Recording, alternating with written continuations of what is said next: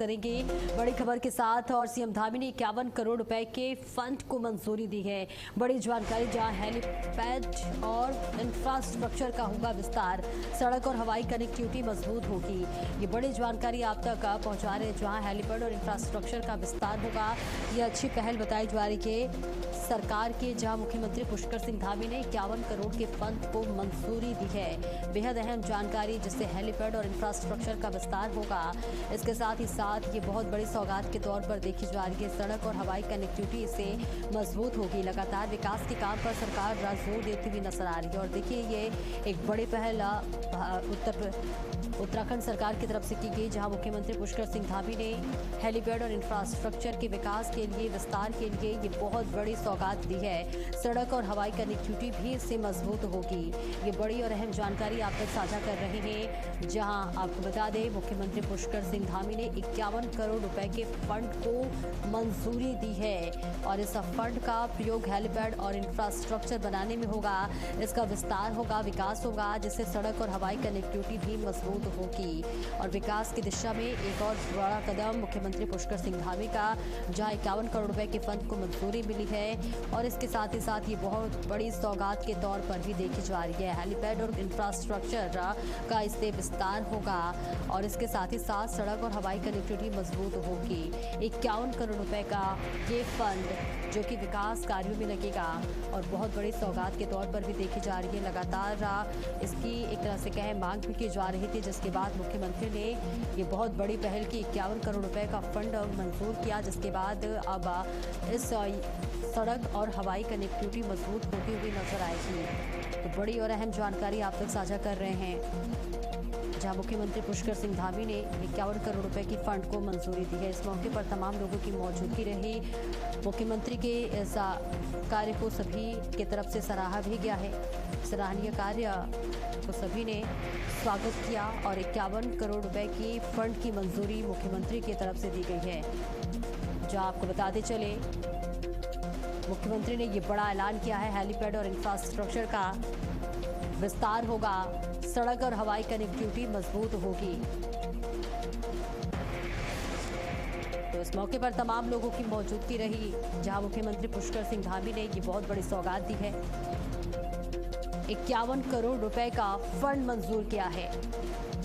मुख्यमंत्री के इस कार्य को सभी ने सराहा। और अब 51 करोड़ रुपए की फंड विकास कार्यों में लगेंगे। विकास की तरफ एक और कदम मुख्यमंत्री पुष्कर सिंह धामी का, हेलीपैड और इंफ्रास्ट्रक्चर का विस्तार होगा, जिससे सड़क और हवाई कनेक्टिविटी मजबूत होगी। तो ये बड़ी और अहम जानकारी आप तक साझा कर रहे हैं।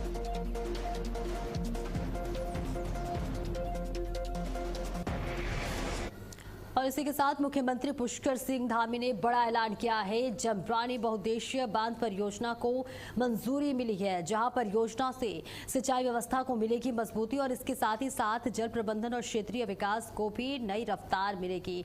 लाखों लोगों को बेहतर पेयजल का लाभ मिलेगा। बड़ी जानकारी, जहां मुख्यमंत्री पुष्कर सिंह धामी ने बड़ा ऐलान किया है। जी हाँ, जमरानी बहुउद्देशीय बांध परियोजना को मंजूरी दे दी है, जिसके बाद से परियोजना से सिंचाई व्यवस्था को मजबूती मिलेगी। और साथ ही साथ आपको यह भी बता दें, जल प्रबंधन और क्षेत्रीय विकास को भी नई रफ्तार मिलेगी। बड़ी और अहम जानकारी आप तक साझा कर रहे हैं, जहां मुख्यमंत्री पुष्कर सिंह धामी ने एक और बड़ा ऐलान किया है। जमरानी बहुउद्देशीय बांध परियोजना को मंजूरी मिल चुकी है, जिससे परियोजनाओं से सिंचाई और व्यवस्था को रफ्तार मिलेगी, मजबूती मिलेगी।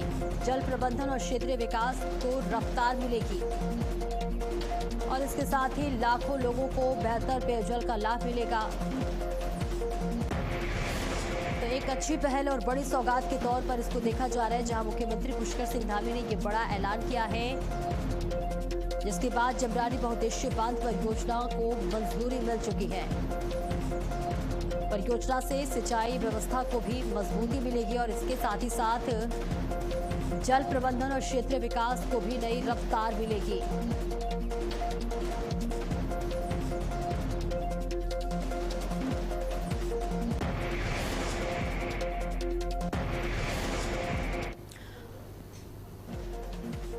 और चलिए आगे बढ़ते हैं, जहां हरिद्वार में सीएम धामी ने संबोधित किया है। हरिद्वार गंगा कॉरिडोर की परियोजनाओं का भी भूमि पूजन किया। क्या कुछ कहा मुख्यमंत्री ने, आइए आपको सुनवाते हैं। और साथ में हमारे आप सबके लोकप्रिय विधायक और उत्तराखंड सरकार में कैबिनेट मंत्री आदरणीय मदन कौशिक जी, शहरी विकास मंत्री श्री राम सिंह कैड़ा जी, परिवहन मंत्री श्री प्रदीप बत्रा जी, रानीपुर विधानसभा के हमारे लोकप्रिय विधायक भाई आदेश चौहान जी, दोनों ही मेयर हरिद्वार किरण जी और रुड़की की महापौर अनीता जी, हमारे बहुत वरिष्ठ नेता और अवस्थापना सरसना के वाइस चेयरमैन आदरणीय विश्वास डाबर जी, आर मीनाक्षी सुंदरम जी प्रमुख सचिव, भारतीय जनता पार्टी के सम्मानित जिलाध्यक्ष भाई आशुतोष शर्मा जी, उपाध्यक्ष आपदा प्रबंधन श्री विनय रोहेला जी, उत्तराखंड सरकार में मेरे साथ सभी दर्जा प्राप्त मंत्रीगण, दायित्वधारी श्री ओम प्रकाश जमदग्नि जी, अजीत सिंह जी, सुनील सैनी जी, डॉक्टर जयपाल चौहान जी, नितिन गौतम जी, श्री श्यामवीर सैनी जी, श्री शोभाराम प्रजापति जी और हमारे मित्र गंगा सभा के महामंत्री श्री तन्मय वशिष्ठ जी, श्री देशराज कर्णवाल जी, मेलाधिकारी सोनिका जी, जिलाधिकारी श्री मयूर जी और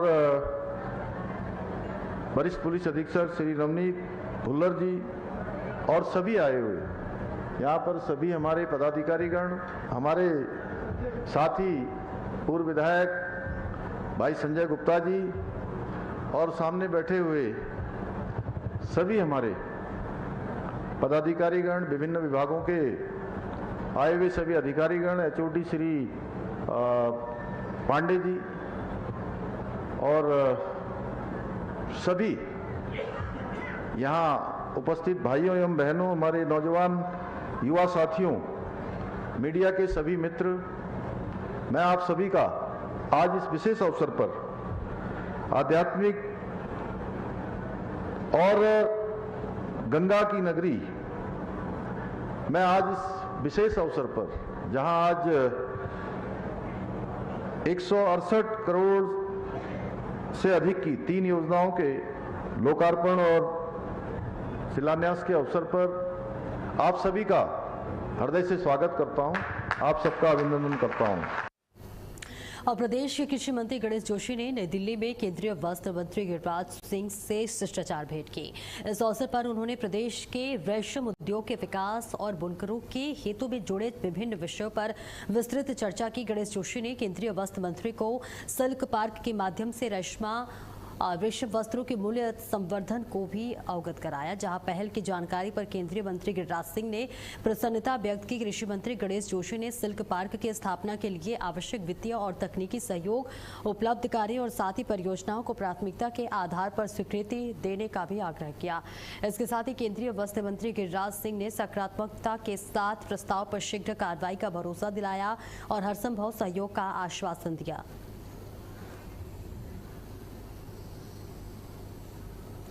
तो देखिए, रेशम उद्योग के विकास पर चर्चा हुई गिरिराज सिंह और दो दिग्गजों के बीच में, जहां सिल्क पार्क के लिए वित्तीय सहयोग का आग्रह किया गया। इस बीच आपको बता दें, गिरिराज सिंह ने हरसंभव सहयोग का आश्वासन दिया है। ये तस्वीर आप तक साझा कर रहे हैं, जहां गणेश जोशी ने केंद्रीय मंत्री से मुलाकात की है, केंद्रीय वस्त्र मंत्री से मुलाकात की है, साथ ही साथ रेशम उद्योग को लेकर, उसके विकास को लेकर मंत्री गिरिराज सिंह से बातचीत की गई, चर्चा की गई। साथ ही साथ केंद्रीय मंत्री गिरिराज सिंह ने भी हर संभव सहायता के लिए आश्वासन दिया है, भरोसा जताया है। फिलहाल ये तस्वीर आप तक साझा कर रहे हैं, जहां गणेश जोशी और केंद्रीय वस्त्र मंत्री गिरिराज सिंह की मुलाकात की तस्वीर। रेशम उद्योग के विकास पर दोनों ही दिग्गजों के बीच चर्चा हुई। सिल्क पार्क के लिए वित्तीय उद्योग का आग्रह किया गया, सहयोग का आग्रह किया गया। साथ ही साथ गिरिराज सिंह ने हर संभव सहयोग का आश्वासन दिया। और देहरादून के मुख्य सचिव सभागार में एनईपी 2020 के क्रियान्वयन को गठित राज्य स्तरीय टास्क फोर्स की बैठक हुई, जहां राज्य के शिक्षा मंत्री ने बैठक की अध्यक्षता की, जिसमें उन्होंने अधिकारियों को राष्ट्रीय शिक्षा नीति 2020 के सभी प्रावधानों को प्रभावी और समयबद्ध क्रियान्वयन सुनिश्चित करने के निर्देश दिए। उन्होंने कहा कि पाठ्यक्रमों का अपग्रेडेशन, क्रेडिट ट्रांसफर व्यवस्था, बहुविषयक शिक्षा प्रणाली, मल्टीपल एंट्री एग्जिट सिस्टम तथा भारतीय ज्ञान परंपरा के समावेश को प्राथमिकता के आधार पर लागू किया जाए, ताकि विद्यार्थियों को गुणवत्तापूर्ण शिक्षा उपलब्ध हो सके। बैठक में सभी विश्वविद्यालयों और राजकीय महाविद्यालयों को छात्र छात्राओं की 100% अपार आईडी बनाने के लिए विशेष अभियान चलाने के निर्देश दिए गए हैं। और इसके साथ ही साथ बैठक में निर्णय लिया गया कि दून विश्वविद्यालय और कुमाऊं विश्वविद्यालय इस साल NIRF के लिए आवेदन करेंगे। तो देखिए तस्वीर आप तक साझा करें, जहां पाठ्यक्रम अपग्रेडेशन पर बातचीत हुई और चर्चा हुई। इसके साथ ही NEP 2020 लागू करने पर सरकार का फोकस है। शिक्षा व्यवस्था में बदलाव की तैयारी तेज होती हुई नजर आई, जिसके बाद ये विशेष बैठक की गई और बैठक में तमाम कई महत्वपूर्ण विषयों पर चर्चा की गई। डॉक्टर धन सिंह रावत की अध्यक्षता में ये बैठक हुई है। पाठ्यक्रम अपग्रेडेशन पर बातचीत हुई, चर्चा हुई। इसके साथ ही बैठक में सभी विश्वविद्यालयों और राजकीय महाविद्यालयों को छात्र छात्राओं की 100% अपार आईडी बनाने के लिए विशेष अभियान चलाने के निर्देश दिए गए। और साथ ही साथ बैठक में निर्णय लिया गया कि दून विश्वविद्यालय और कुमाऊं विश्वविद्यालय इस साल NIRF के लिए आवेदन करेंगे।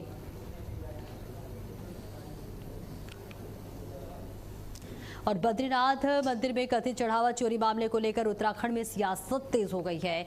मामले में हुई गिरफ्तारियों के बाद अब कांग्रेस ने सरकार पर सवाल उठाए हैं।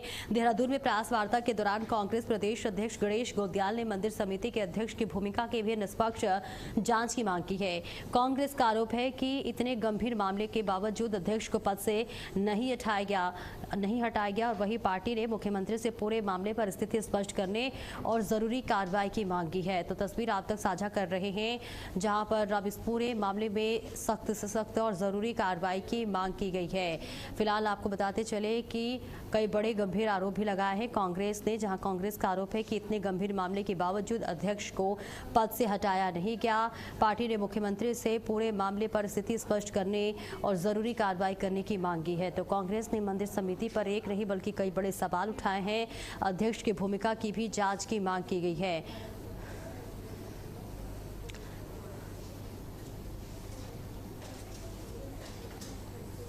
श्री बद्रीनाथ जी में चढ़ावा चोरी में जो एक प्रकरण सामने आया कि अभी जो दूसरे व्यक्ति वहां पर अरेस्ट हुए, उन्होंने बहुत स्पष्ट रूप से ये कहा है कि उन्होंने ये कृत्य वरिष्ठ स्तर पर जो अध्यक्ष के PA नौटियाल हैं उनके द्वारा प्राप्त निर्देशों के अनुरूप में ये सब कृत्य किए हैं। इससे ये स्पष्ट होता है कि मंदिर समिति में ये चोरी अध्यक्ष के निर्देश पर हो रही थी और ऐसे में मुख्यमंत्री जी का अध्यक्ष को तब से लेकर अब तक उनके मंदिर समिति के कर्तव्यों से अलग न करने का निर्णय संदेह के घेरे में है।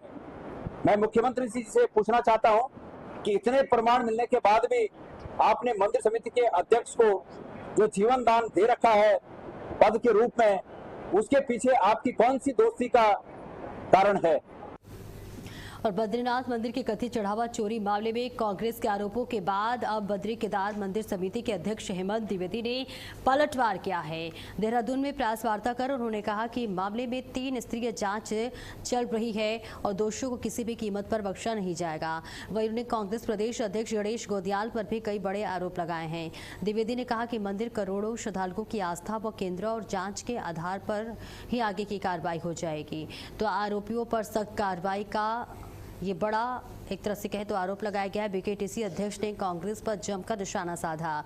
चढ़ावा चोरी मामले में जांच जारी है। हेमंत द्विवेदी ने यह बड़ा बयान दिया। इसके बाद आरोपियों पर सख्त कार्रवाई का दावा किया जा रहा है, जिसकी तस्वीर आप तक साझा कर रहे BKTC अध्यक्ष ने कांग्रेस पर जमकर निशाना साधा। आपको बताते चले कि आरोपों के बाद अब बद्री केदार मंदिर समिति में अध्यक्ष हेमंत द्विवेदी ने पलटवार किया है। देहरादून में प्रेस वार्ता की उन्होंने और प्रेस वार्ता कर उन्होंने कहा कि मामले में 3 स्तरीय जांच चल रही है और दोषियों को किसी भी कीमत पर बख्शा नहीं जाएगा। वहीं उन्होंने कांग्रेस प्रदेश अध्यक्ष गणेश गोदियाल पर भी कई बड़े आरोप लगाए हैं। द्विवेदी ने कहा कि मंदिर करोड़ों श्रद्धालुओं की आस्था का केंद्र है और जांच के आधार पर ही आगे की कार्रवाई होगी। फिलहाल ये तस्वीर आप तक साझा कर रहे हैं जहां बीकेटीसी अध्यक्ष ने कांग्रेस पर जमकर निशाना साधा और इसके साथ ही साथ कई बड़े आरोप भी लगाए गए हैं। आरोपियों पर सख्त कार्रवाई का भी बड़ा दावा किया गया है।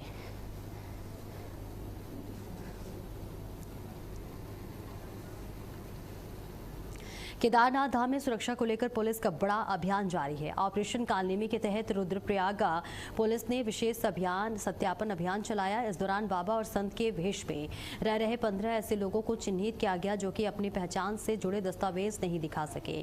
पुलिस ने जांच के बाद सभी के खिलाफ कार्रवाई करते हुए उन्हें धाम से वापस भेज दिया। पुलिस का कहना है कि यात्रा सीजन को देखते हुए सुरक्षा व्यवस्था मजबूत रखने के लिए सत्यापन अभियान आगे भी जारी रहेगा। तो देखिए, पुलिस आश्वासन देते हुए भी नजर आ रही है। जहां सुरक्षा व्यवस्था के मजबूत रखने के लिए सत्यापन करना भी जरूरी है, उसके साथ ही साथ पुलिस ने कहा कि यात्रा को लेकर तमाम जो व्यवस्था है सुरक्षा के चाक चौबंद किए गए और किसी भी तरह की कोई भी दिक्कत या परेशानी नहीं आएगी। ऑपरेशन पुलिस का ये बड़ा अभियान लगातार जारी है। इस दौरान बाबा और संत के वेश में रह रहे 15 ऐसे लोगों को चिन्हित भी किया गया जो अपनी पहचान से जुड़े दस्तावेज नहीं दिखा सके। पुलिस ने जांच के बाद सभी के खिलाफ कार्रवाई करते हुए उन्हें धाम में वापस भेज दिया गया और पुलिस का कहना है कि यात्रा सीजन को देखते हुए सुरक्षा व्यवस्था मजबूत रखने के लिए सत्यापन अभियान भी आगे जारी रहेगा। ऑपरेशन कालनेमी लगातार जारी है। पुलिस का ये बड़ा अभियान लगातार जारी है जिसके मद्देनजर 15 लोगों को यहाँ पर पहचान की गई है जो कि अपनी पहचान नहीं दिखा पाए, जिसके बाद सत्यापन अभियान ये जो है वो आगे भी जारी रहेगा। फिलहाल ये बड़ा आश्वासन इस बार कार्य किया है। माननीय मुख्यमंत्री महोदय के निर्देशन में ऑपरेशन कालनेमी पूरे उत्तराखंड राज्य में चल रहा है, जिसमें हमारी जनपद रुद्रप्रयाग की पुलिस ने भी इस बार कार्य किया है। केदारनाथ धाम में कई ऐसे लोग हैं जो वहाँ पर बाबा या संत बनकर वहाँ पर रहते हैं, तो उन्हीं में हमारे द्वारा सत्यापन किया गया, ऑपरेशन कालनेमी चलाया गया और 15 ऐसे लोगों को चिन्हित किया गया जिनके पास कोई भी प्रमाण पत्र, कोई भी आइडेंटिटी कार्ड नहीं था और वो अपनी पहचान के बारे में कुछ भी नहीं बता पाए और संदिग्ध प्रतीत होने पर हमारे द्वारा उनके विरुद्ध कार्रवाई की गई और साथ ही साथ उनको केदारनाथ धाम से और डीएम देहरादून आशीष चौहान ने ऋषिकेश में कावड़ मेले को लेकर तैयारियों को लेकर स्थानीय निरीक्षण किया है और इस दौरान उन्होंने कावड़ मेले में बिजली, पानी, सड़क, शौचालय, स्वच्छता और अन्य समस्याओं को लेकर संबंधित विभाग के अधिकारियों को निर्देश दिया। वहीं डीएम ने कावड़ मेले को इसके दौरान उत्पन्न होने वाली समस्याओं को लेकर स्थानीय लोगों से भी बातचीत की। साथ ही अधिकारियों को 25 जुलाई तक सभी तैयारियां पूर्ण करने के निर्देश दिए हैं। इसके अलावा डीएम ने कावड़ियों की सुरक्षा को लेकर कैमरा बढ़ाने, इसके साथ ही चिता पुलिस बढ़ाने और रामेरा क्षेत्र में लाइट्स ठीक से दुरुस्त करने को कहा है। मौके पर संबंधित विभागों के सभी अधिकारी मौजूद रहे। तो जिलाधिकारी ने जायजा लिया है, निरीक्षण किया है ताकि किसी भी तरह की कोई भी कावड़ियों को दिक्कत या परेशानी ना हो, उसकी तमाम जो तैयारियां हैं वो करने के लिए भी आश्वासन दिया है। 25 जुलाई तक तैयारियां पूरे करने के लिए निर्देश दिया है। इसके साथ ही साथ किसी भी कावड़ियों को कोई भी दिक्कत या परेशानी ना हो, इसके मद्देनजर तमाम व्यवस्थाएं चुस्त दुरुस्त रखने की बात कही गई है। खुद ग्राउंड जीरो पर पहुंचकर जिलाधिकारी ने व्यवस्थाओं का जायजा लिया और साथ ही साथ सभी व्यवस्था को चुस्त दुरुस्त बनाने के लिए भी आदेश दिया। और सावन की कावड़ यात्रा को लेकर धर्मनगरी हरिद्वार पूरी तरह से शिवमय हो चुकी है। लाखों शिव भक्तों के स्वागत के और सेवा के लिए प्रशासन के साथ साथ सामाजिक संगठनों ने भी कमर कस ली है। कावड़ मार्ग पर जगह जगह सेवा पंडाल लगाए गए हैं जहां श्रद्धालुओं के लिए भोजन, पेयजल, विश्राम और चिकित्सा जैसे सुविधाओं का इंतजाम किया गया है। प्रशासन लगातार व्यवस्थाओं की निगरानी कर रहा है ताकि कावड़ यात्रा सुरक्षित और सुचारू रूप से संपन्न हो सके। तो देखिए, यात्रा मार्ग पर जगह जगह व्यवस्था की गई है। भोजन, पानी और पेयजल की साथ ही साथ विश्राम की भी व्यवस्था की गई है। पुलिस प्रशासन के साथ साथ समाज सेवी संगठन भी सक्रिय मोड पे है।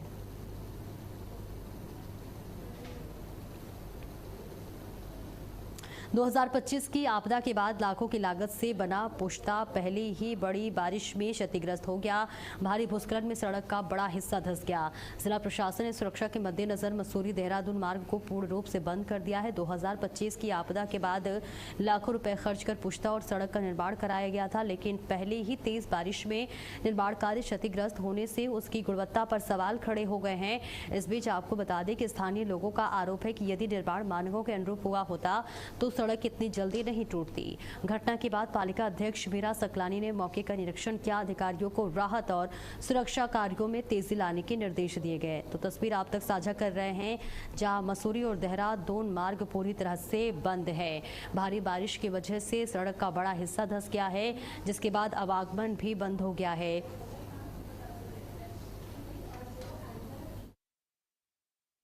मैं समझता हूँ सारी सड़क जाने वाली है और अल्टरनेट सड़क इनके पास है नहीं, क्योंकि उसको ये बनाना नहीं चाहते, उस पर ट्रैफिक डालना नहीं चाहते।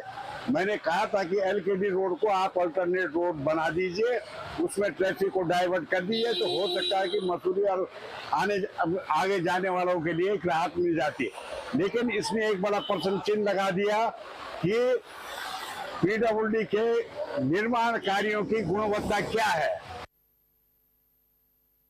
अभी तो जो हमारी छोटी गाड़ियां हैं वो जा रही हैं, लेकिन जो हमारी बड़ी बसें हैं वो वहां से नहीं जा पाएंगी। उसको एकदम कंप्लीट बंद कर दिया गया है। मेरी विभाग से भी बात हुई है, माननीय मंत्री जी से भी बात हुई है। माननीय मंत्री जी भी अभी स्थलीय निरीक्षण करने जा रहे हैं और माननीय मंत्री जी विभागों से भी बात कर रहे हैं। पूरी कोशिश है कि क्योंकि जिस तरीके से बारिश का कहर है, लगातार बारिश हो रही है, निश्चित रूप से उसमें कब किस तरीके की आपदा आ जाए इसमें ये कहना मुश्किल हो जाता है। लेकिन जो हमारा मुख्य मार्ग है मसूरी देहरादून वाला, जो पानी वाला बैंड है उसके नीचे जिस तरीके से धंसा हुआ है वो निश्चित रूप से एक चिंतनीय विषय। और इस खबर पर ज्यादा जानकारी के लिए हमारी सहयोगी स्मिता हमारे साथ जुड़ रही हैं। स्मिता, देखिए बारिश की वजह से एक बड़ा हिस्सा सड़क का धंस गया है। आवागमन भी पूरी तरह से इस वक्त बंद है। अभी क्या कुछ स्थिति है? आपको बता दें कि कल लगातार हो रही भारी बारिश के चलते मसूरी देहरादून का जो झड़ी पानी वाला रूट है वहां पर जो है अचानक से मलबा जो है वो गिरता है नीचे सड़क का, और उसके बाद जो सड़क है उसमें दरार पड़ जाती है। आपको बता दें ये जो हादसा हुआ, अच्छी बात ये रही कि जिस वक्त ये हादसा हुआ, हालांकि उस समय गाड़ियों का रेला जरूर था, लेकिन जैसे ही वहां पर भूस्खलन होना शुरू हुआ तो गाड़ियों को रोक दिया गया था दूर से शोर मचाकर, जिसके चलते कोई हादसा यहाँ नहीं हुआ है। मसूरी का ये 10 मीटर का हिस्सा कोई छोटा हिस्सा नहीं है, एक बहुत बड़ा पैच है ये जो धंसा है। रिटेनिंग वॉल जो थी उसका ये हिस्सा था जो रहा हुआ है, और ये पूरा नीचे से खोखला हो गया था, जिसके बाद पीडब्ल्यूडी ने तुरंत यहाँ पर मोर्चा संभाला है और अब सुरक्षा को देखते हुए जो है इस रूट को अभी फिलहाल के लिए बंद कर दिया गया है पूरी तरह से। इसका आवागमन जो है वो रोक दिया गया है। जो गाड़ियां थी उन्हें सुरक्षित पहले तो अपने गंतव्य स्थान तक पहुंचाया गया और उसके बाद जो है यहाँ पर अब पीडब्ल्यूडी विभाग ने मोर्चा संभालते हुए सड़क पर काम करना शुरू कर दिया। लेकिन फिलहाल की अगर बात करें तो ये रास्ता जो है, ये मार्ग मसूरी देहरादून वाला, इसे बंद कर दिया गया है फिलहाल सुरक्षा को देखते हुए। बिल्कुल, बहुत बहुत शुक्रिया स्मिता आपका इस महत्वपूर्ण जानकारी के लिए। और इसी के साथ इस बुलेटिन में इतना ही। खबरों का सिलसिला लगातार जारी है।